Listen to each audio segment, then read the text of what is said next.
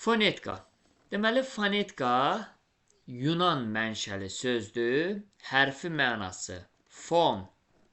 Yəni fone yazılır, fon deyilir. Fon səs, tika elm deməkdir. Deməli, fonetika Yunan mənşəli sözdür. Hərfi mənası fon səs deməkdir. Tika elm deməkdir. Yəni, fonetika səs haqqında elm deməkdir. Hərfi mənası belədir. Səs haqqında elm. Biz də bilirik ki, yaşadığımız həyatımızda, təbiətdə çoxlu səslər var. Quşun səsi var, suyun şırıltısının səsi var, saatın əqrəbinin səsi var. Səslər çoxdur təbiətdə. Amma biz fonetikada bütün səsləri, təbiətdəki bütün səsləri öyrənməyəcəyik. Fonetikada biz danışarkən ağzımızdan çıxartdığımız səslər var. Baxın, fonetikada biz onları öyrənəcəyik. Danışarkən tələffüz etdiyimiz səslər, biz fonetikada məhz onları öyrənəcəyik. Ona görə, baxın, biz danışarkən bir dəqiqə qoşulanlar var. Biz danışarkən tələffüz etdiyimiz səslərdir. Danışıq səslər. Yəni biz əslində, yenə deyirəm, fonetika Yunan mənşəli sözdür. Əvvəldən başlayıram. Hərfi mənası fon, səs, tika, elm deməkdir. Yəni biz fonetikada məhz səs haqqında elmi öyrənəcək. Səs haqqında elm. Fonetikanın hərfi mənası nədir? Səs haqqında elm. Biz də bilirik ki, təbiətdə çoxlu səs var. Çoxlu səslər var. Amma biz fonetikada təbiətdəki bütün səsləri öyrənməyəcəyik. Fonetikada hər birimiz danışarkən tələffüz etdiyimiz, yəni ağzımızdan çıxartdığımız səslər var. Baxın, biz fonetikada həmin səsləri öyrənəcəyik. Danışan zaman ağzımızdan çıxartdığımız səsləri öyrənəcəyik fonetikada. Yaxşı, onda sual yaranır. Danışan zaman ağzımızdan çıxartdığımız həmin səslər var ha. Bax, onlar nə adlanır? Onlar adlanır danışıq səsləri. Danışıq səsləri. Danışan zaman ağzımızdan çıxartdığımız, yəni tələffüz etdiyimiz səslər adlanır danışıq səsləri. Danışıq səslərinin ilə ona görə tərifi belədir ki, biz danışarkən, yəni biz danışan zaman tələffüz etdiyimiz, yəni ağzımızdan çıxartdığımız səslərdir danışıq səsləri. Yaxşı, onda bildik ki, danışıq səslər biz danışarkən tələffüz etdiyimiz səslərdir. Bəs insanlar birdən-birə danışır. Axı, insanların danışması üçün kömək edən bizim bədən üzvlərimiz var. İnsanların danışmasına kömək edən bizim bədən üzvlərimiz var. Baxın, danışmağımıza kömək edən üzvlərimiz adlanır danışıq üzvləri. Danışıq üzvləri adlanır.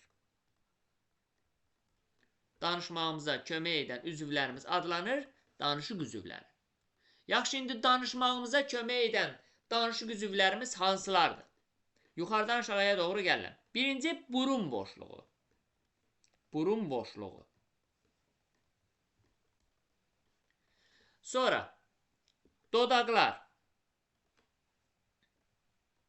Bunların hamısı bizim danışmağımıza kömək edən bədən üzvlərimizdir. Yəni, danışıq üzvlərimizdir. Dişlər. Dil. Ağız boşluğu.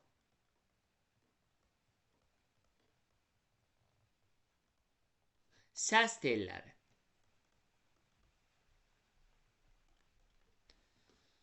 Qırtlaq. Nəfəs borusu.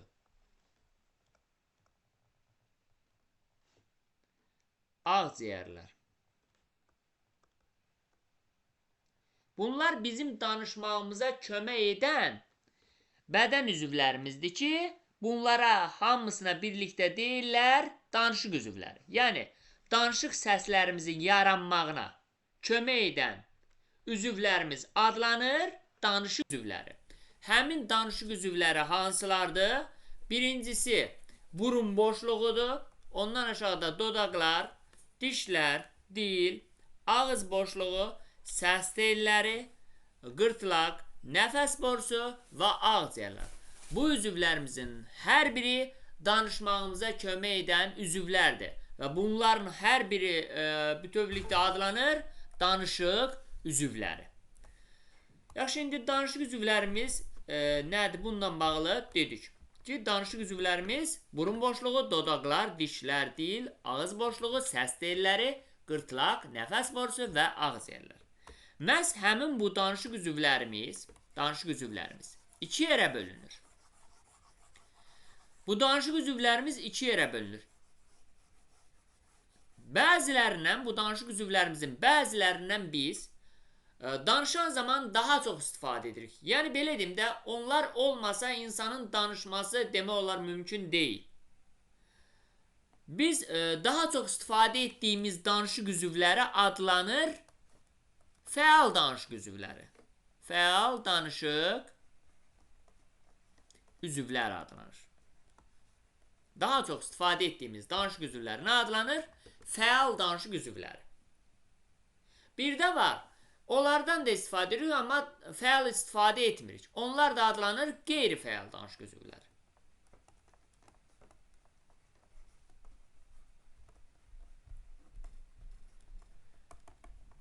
Yaxşı, fəal danışıq üzvlərimiz hansılardır? Yəni daha çox istifadə etdiyimiz, onlar olmasa insanların danışmasının mümkün olmadığı demək olar. Yəni onlar həmin danışıq üzvləri olmasa insan demək olar danışa bilməz. Həmin fəal danışıq üzvlərimiz hansılardır? 3 dənədir. Dil, dodaqlar, bir də səs telləri. Yəni bunlar insanın danışıq səslərinin yaranmasında ən vacib danışıq üzvlərimizdir. Səs telləri. Fəal danışıq üzvlərimiz hansılardır? Dil, dodaqlar və səs telləri. Bəs qeyri-fəal danışıq üzvlərimiz hansılardır? Dil, dodaq, səs tellərindən başqa yerdə qalanlar qeyri-fəal danışıq üzvləridir. Birinci, burun boşluğu, sonra dişlər, ağız boşluğu, sonra qırtlaq, nəfəs borusu, ağciyərlər. Bizim, yəni qeyri-fəal danışıq üzvlərimiz də bunlardır. Fəallar dil, dodaq, səs telləri, qeyri-fəallar burun boşluğu, dişlər, ağız boşluğu, qırtlaq, nəfəs borusu, ağciyərlər. Fəallar və qeyri-fəalların içərisində ən fəalı var, biri. Yəni olmazsa insanın danışmağı heç mümkün deyil. Təbii ki, bu da nədir? Dil. Ən fəal danışıq üzvümüz ona görə adlanır. Danışıq üzvümüz adlanır dil. Ən fəal danışıq üzvümüz adlanır dil. Bu bizim danışıq üzvlərimizlə bağlı olan məlumatımızdır. Dərsin video uzağa çəkir, sonradan dərsi izləmək də mümkün olacaq. İndi keçəyin səslərdən hərflərin fərqinə. Bəli, bu çox sadə bir hissə kimi görünsə də əslində fonetikanın öyrəndiyimiz müddətdə bütövlükdə bizə lazım olacaq və çox vacib, daha çox lazım olan belə deyim mövzu olacaq. Səslərdən hərflərin fərqi. Gəlin görəyin, səslər nədir, hərflər nədir? Bunların arasında fərqlər nədir? Səs və hərf. Səslərlə hərflərin iki fərqi var. Birinci fərq odur ki, biz səsləri deyirik və eşidirik. Hərfləri isə deməli, hərfləri yazırıq və görürük. Səsləri deyirik və dediyimiz səsləri eşidirik. Hərfləri isə yazırıq və görürük. Məsələn, A səsini mən dedim və dediyim A səsin nə etdim? Eşitdim. Hərfləri isə yazdım və yazdığımı gördüm. Yəni səslərlə hərflərin birinci fərqi budur. Səsləri deyirik və eşidirik. Hərfləri isə yazırıq və görürük. Birinci fərq budur. Və sözün, yəni səslərin, səsləri deyirik və eşidirik. Səslərin deyilməsi hər zaman tələffüzdə verilir. Tələffüz də böyük mötərizə içərisində göstərilir. Sözün tələffüzü böyük mötərizə içərisində göstərilir. Yadda saxlamaq lazımdır, riyaziyyatda buna transkripsiya, Azərbaycan dilində böyük mötərizə deyirlər. Məsələn, mən belə deyim, A hərfin yazdım, düzdür? Bu A hərfin yazışıdır. Tələffüzü isə budur, böyük mötərizə içərisində. Bu necə bizə lazım olur? Məsələn, deyir ki, qapı sözündə neçə hərf var? Sayıram 1, 2, 3, 4. 4 hərf var. Neçə səs var? Neçə səs deyəndə artıq onu yazını saymıram. Böyük mötərizə içərisində olanı sayacam. Eyni olsa belə elə eləyəcəm. Yəni qapı, qapı. Deməli, neçə hərf deyirsə yazılışa baxacam. Axı hərfləri biz yazırıq və görürük. Neçə səs deyirsə artıq o həmin sözün tələffüzünə baxacam. Çünki səsləri deyirik və eşidirik və sözün tələffüzü də, daha doğrusu səslər də sözün tələffüzündə verilir hər zaman. Sonra və növbətçisini deyirəm, səslərlə hərflərin ikinci fərqi isə odur ki, səslər az dəyişir, hərflər isə ona nisbətən çox dəyişir. Çox dəyişir. Nə deməkdir bu? Məsələn, hər hansı bir səsdir. Baxın, bizim valideynlərimiz adətən bazara gedər, nə bilim, bir marketə gedəndə, məsələn, siyahı yazılanda onlar, fikir verin, onlar siyahını rusca yazırlar. Yəni, kiril qrafikasına yazırlar da, onu ruslar həmin kiril qrafikasına istifadə edir. Baxın, məsələn, onlara deyirlər, məsələn, B hərfini yaz, onlar bunu bu formada yazır. Mən də yaxşı yazmadım heç. Bunu onlar bu formada yazır. Aha. Amma biz bu formada yazırıq. Deməli, səs onlar da B deyir, biz də B deyirik. Səs eyni qalıb. B səsi. Amma hərf dəyişir. Baxın, ona görə deyirlər ki, səslər az dəyişir, hərflər isə ona nisbətən daha çox dəyişir. Sonra, deməli, bir dənə dediklərimizdə ümumiləşdirmələr aparırıq.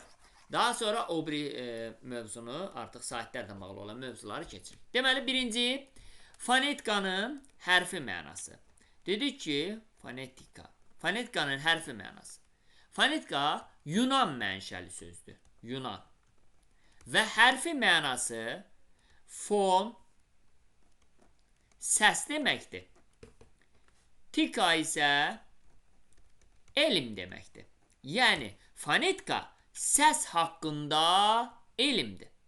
Bəs yaxşı, təbiətdə çoxlu səslər var da, quşun səsi, itin səsi, pişiyin səsi, saatın əqrəbinin səsi, suyun şırıltısının səsi, səs çoxdur təbiətdə. Biz fonetikada bütün səsləri öyrənəcəyik? Təbii ki, xeyr.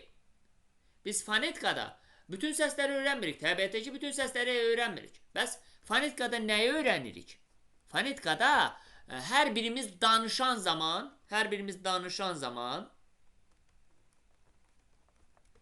tələffüz etdiyimiz səsləri öyrənəcəyik. Yəni, biz danışanda ağzımızdan hansı səslər çıxardırıqsa, fonetikada məhz həmin səsləri öyrənəcəyik. Bax, mən danışıram indi. Danışanda ağzımdan çıxartdığım səslər var. Biz fonetikada həmin səsləri öyrənəcəyik. Həmin səslər də adlanır danışıq səsləri. Yəni, biz danışarkən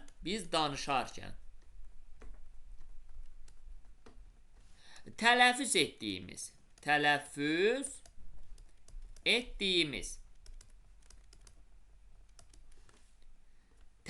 biz danışarkən tələffüz etdiyimiz, yəni ağzımızdan çıxartdığımız səslər nə adlanır? Adlanır danışıq səsləri. İndi bu danışıq səslərimiz, yəni danışığı zaman ağzımızdan çıxartdığımız həmin danışıq səslərimiz birdən-birə yaranır? Təbii ki, xeyr. Danışıq səslərimizin yaranmağına kömək edən bədən üzvlərimiz var. Həmin bədən üzvlərimiz adlanır danışıq üzvləri. Bəs yaxşı, danışıq səslərimizin yaranmağına kömək edən danışıq üzvlərimiz hansılardır? Burun boşluğudur. Sonra dodaqlardır. Dişlər. Ağız boşluğu. Sonra gırtlaq. Səs telləri. Nəfəs borusu, bir də ağciyərlər. Yəni, insanın danışmağına kömək edən danışıq üzvlərimiz məhz bunlardır. Burun boşluğu, dodaqlar, dişlər, ağız boşluğu, qırtlaq, səs telləri, nəfəs borusu və ağciyərlər. Həmin danışıq üzvlərimiz, yəni həmin bu sadaladığımız danışıq üzvlərimiz, bəziləri danışıq səslərinin yaranmağında fəal iştirak edir. Onlara deyirlər fəal danışıq üzvləri. Fəal danışıq üzvləri. Yəni, danışıq səslərimizin yaranmağında daha fəal iştirak edir. Onlara nə deyirlər? Fəal danışıq üzvləri. Bəziləri isə danışıq üzvlərimizin yaranmasında fəal iştirak etmir. Onlara da deyirlər qeyri-fəal danışıq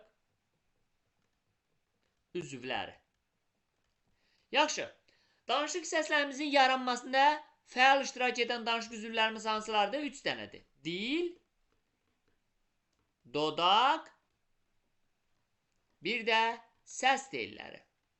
Bunlar bizim danışıq səslərimizin yaranmağında aktiv iştirak edirlər. Fəal iştirak edirlər, yəni çox iştirak edirlər. Digərləri isə, yəni burun boşluğu, dişlər, ağız boşluğu, qırtlaq, nəfəs borusu, bir də ağciyərlər. Digərlər isə fəal iştirak etmir. Bunları da deyirlər qeyri-fəal danışıq üzvlərimiz. Fəallar və qeyri-fəallar içərisində ən fəal danışıq üzvümüz isə məhz dildir. Səslərlə hərflərin fərqində də dedik ki, səslərlə hərflərin 2 fərqi var. Birincisində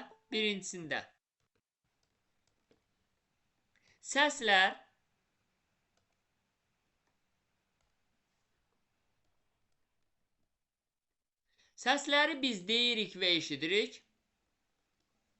Birincisində səsləri biz deyirik və eşidirik. Hərfləri isə biz yazırıq və görürük. Qəbul edin bunlar.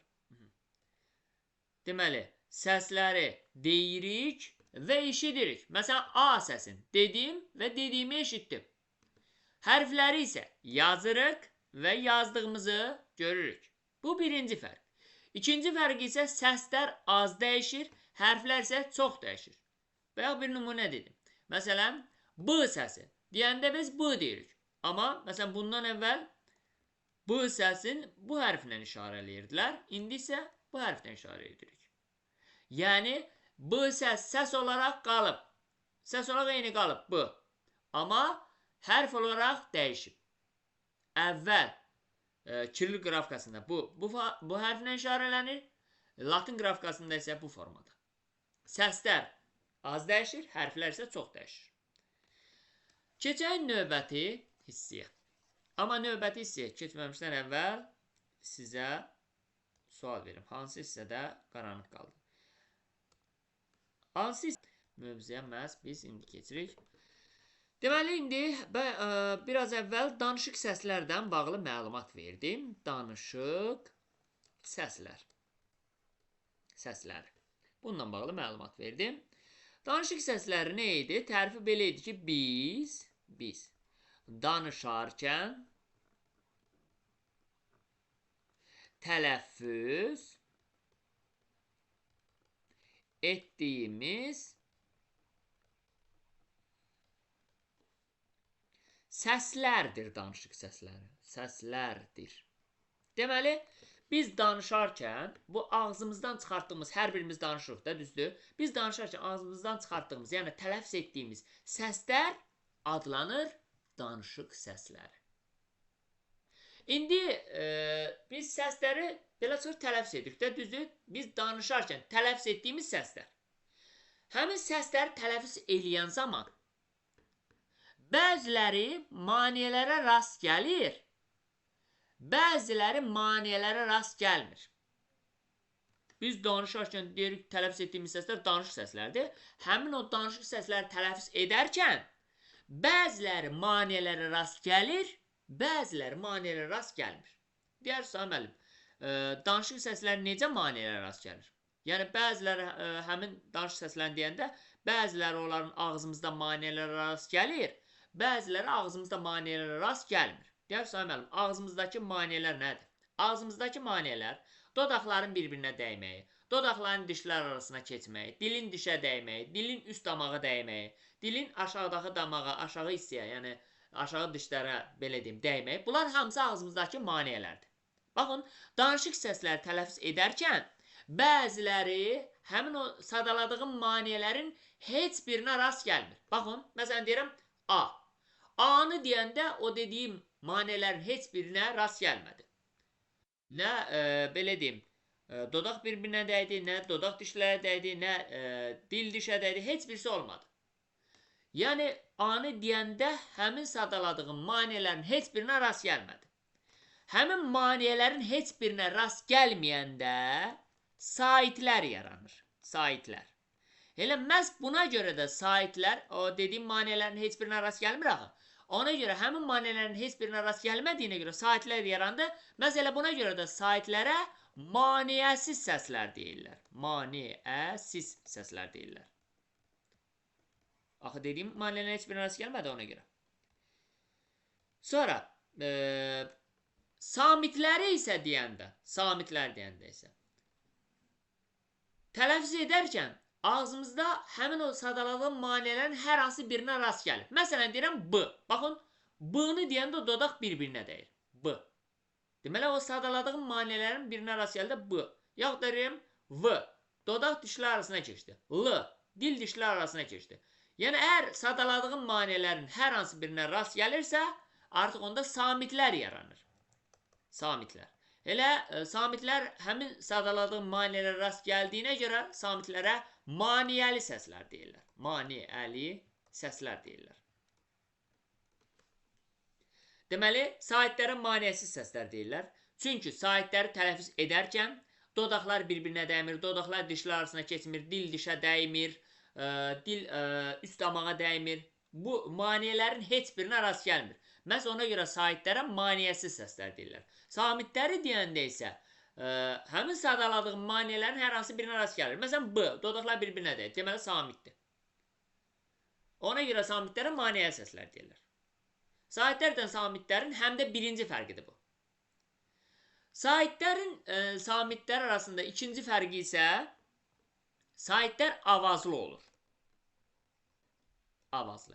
Avazlı olur. Samitlər isə həm avazlı olur, həm də küylü olur. İkinci fərq. Deməli, birinci fərq saitlər maneəsizdir, samitlər maneəli. İkinci fərq. Saitlər avazlı olur, samitlər isə həm avazlı, həm də küylü olur. Ay müəllim, avaz nədir? Avaz səs deməkdir. Deməli, saitlər avazlı olur, yəni səsli.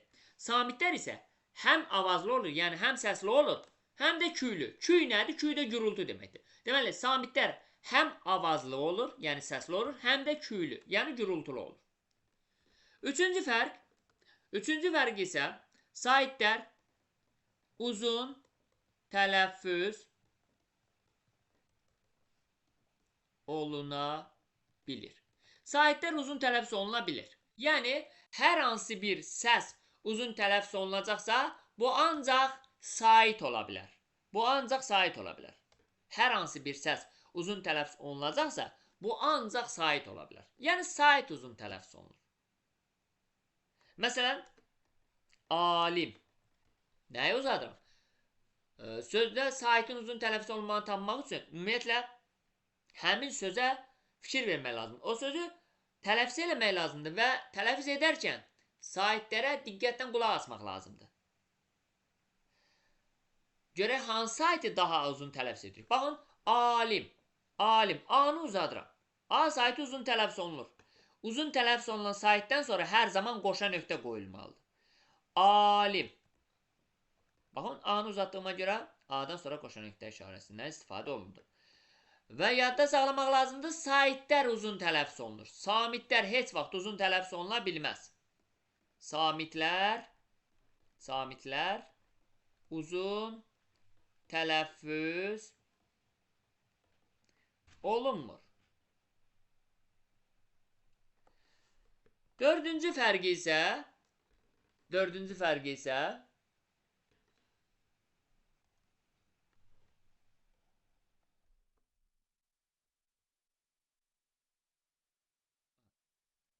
fərqi isə saitlər vurğu qəbul edir. Yəni, hər hansı bir sözdə vurğu hər zaman saitin üzərinə düşür. Məsələn, deyirəm ki, qapı. Qapı sözündə vurğu sonuncu hecada I saitinin üzərindədir. Qapı. I-nın üzərindədir. Yaxud da avazlı I-nın üzərindədir. Uzun U-nun üzərindədir. Tələffüz Ü-nün üzərindədir. Yəni, sözlərdə vurğu hər zaman saitin üzərinə düşür. Samitin üzərinə heç vaxt vurğu düşə bilməz. Ona görə samitlər vurğu qəbul etmir. Və beşincini deyirəm. Beşinci isə deməli, saitlər heca yaradır. Samitlər isə heca yaratmır. Məsələn, kitab sözünü deyirəm. Kitab. Mən kitab sözün hecalara bölürəm. Kitab. Bu hecaları yaradan hər zaman sait olur. Yəni, məsələn, kitab sözü neçə hecalıdır? Sayıram, saitlər sayıram. 2 dənə sait hərfi olduğuna görə deyirəm ki, 2 hecalıdır. Deməli, hecanı yaradan saitdir. Sözdə neçə dənə sait varsa, o qədər heca var. Baxın, avazlı sözündə 3 dənə sait hərfi olduğuna görə 3 hecalıdır. Uzun sözündə 2 sait hərfi olduğuna görə 2 hecalıdır. Tələffüz sözündə 3 sait hərfi olduğuna görə 3 hecalıdır. Yəni, sözdə neçə dənə sait hərfi varsa, o qədər də heca var. Deməli, hecanı yaradan saitdir.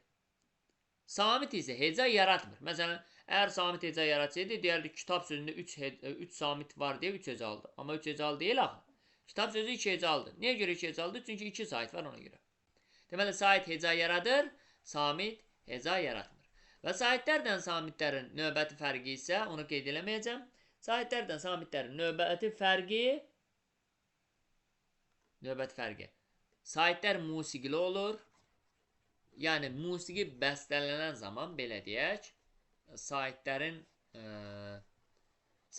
daha çox istifadə olunur. Məsələn, dünyanın ən musiqili dillərindən biri İtalyan dili deyirlər. Çünki onlarda saitlərdən geniş istifadə olunur. Ona görə, eyni zamanda, məsələn, fars dilində də, eyni zamanda bizim öz dilimizdə də, türk dilimizdə, yəni Azərbaycan türkcəsində də məhz musiqimizin zəngin olmağının səbəbi bizim bu dillərdə saitlərdən geniş istifadə olunmasıdır. Yəni, səbəb budur.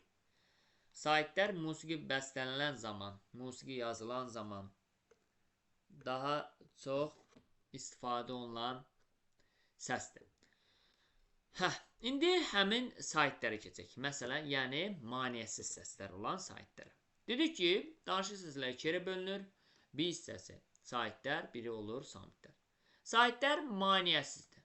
Yaxşı, həmin maneəsiz olan saytlərimiz hansılardır? A, I, O, U, E, Ə, İ, Ö və Ü saytları. 9 sayt səsimiz var. A, I, O, U, E, Ə, İ, Ö, Ü. Və bu 9 sayt səsimizin hər biri maneəsizdir. Yəni, mən bunları tələffüz edən zaman ağzımda heç bir maneəyə rast gəlmirəm. Yəni, bizlər saytləri tələffüz edən zaman heç bir maneəyə rast gəlmirik ağzımızda. A, I, O, U, E, Ə, İ, Ö, Ü. Saytlərimiz, məhz bu 9 saytimiz 3 qrupa bölünür. Biri dilin üfüqi vəziyyətinə görə. Bir qrup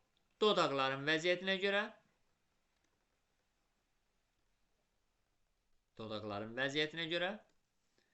Bir də dilin şaquli vəziyyətinə görə. Saytlərimiz 3 qrupa bölünür. Dilin üfüqi vəziyyətinə görə qalın və incə saytlərimiz formalaşır. Yəni, dilin üfüqi vəziyyətinə görə hansı saytlərimiz formalaşır? Desələr, deyirik qalın və incə saytlər. Qalın saytlərimiz hansılardır? A, I, O, U. İncə saytlər isə E, Ə, İ, Ö, Ü. Dilin üfüqi vəziyyətinə görə qalın və incə saytlərimiz formalaşır. Qalın saytlərimiz A, I, O, U, incə saytlər E, Ə, İ, Ö, Ü. Qalın saytlər tələffüz edərkən dilimiz arxaya doğru çəkildiyinə görə qalın saytlərə həm də dilarxası saytlər deyirlər. Məsələn, A, I, O, U. Amma incə saytlər deyərkən dilimiz önə gəldiyi üçün incə saytlərə dil önü saytlər deyirlər. İncə saytlərin içərisində E saytı əslində incə saytlara əlavə eləmirdilər. Belə deyim də, çünki E saytını deyəndə dilimiz önə də gəlmir, arxaya da getmir. Neytral vəziyyətdə qalır. Yəni, stabil vəziyyətdə, sabit vəziyyətdə qalır. Məhz ona görə incə saytlərə dil ortası saytlər deyirlər. E saytına dil ortası sayt deyirlər. Sadəcə olaraq səslənməyinə görə incə saytlərə daha yaxın olduğuna görə məhz E saytını ona görə incə saytların tərkibində verirlər. Sonra, dodaqların vəziyyətinə görə isə dodaqlanan və dodaqlanmayan saytlər yaranır.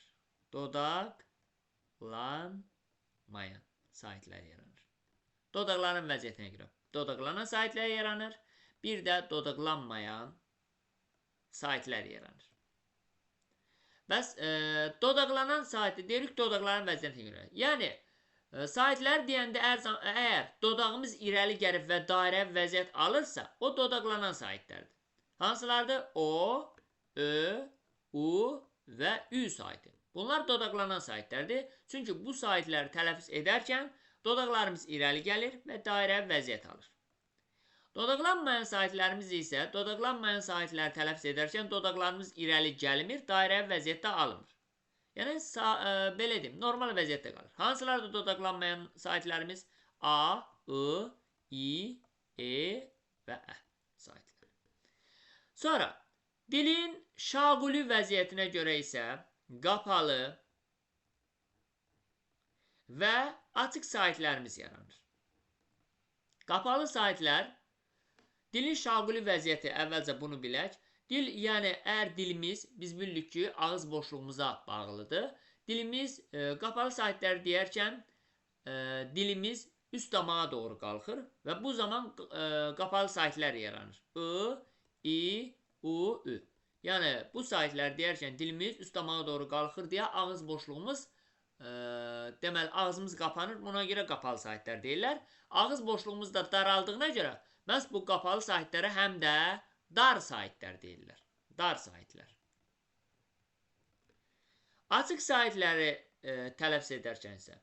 Artıq ağız boşluğumuz, belə deyim, ağzımız açılır rahatlıqla. Daha ağzımız qapanmağa ehtiyac qalmır. Ağzımız açılır, ağız boşluğumuz da genəlir və açıq sahitlərimiz hansılardır? A, Ə, E, O, Ö.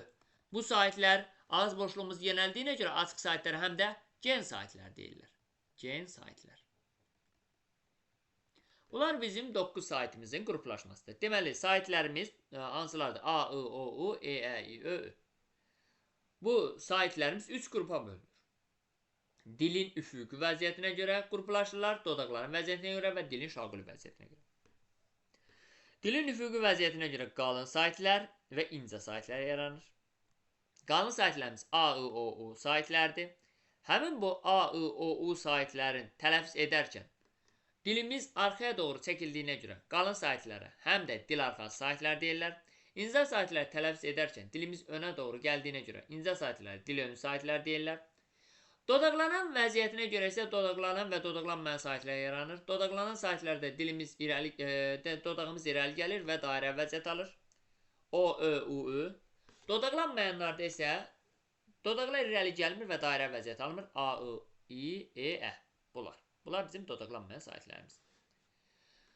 Qapalı, eyni zamanda dilin şaquli vəziyyətinə görə qapalı və açıq sahitlər, qapalı sahitlər I, I, U, Ü, açıq sahitlər isə A, E, Ə, O, Ö sahitlərdir. Qapalı sahitlərə dar sahitlər, açıq sahitlər də gen sahitlər deyirlər. Və sonuncu izah eləyəcəyim hissəni indi deyirəm və bugünlük yekunlaşdırırıq. Bizim 9 sahitimiz var idi. A, I, O, U, E, Ə, İ, Ö, Ü. Həmin bu 9 sahitimiz, bu 9 sahitimizin 7'si uzun tələffüz olunur.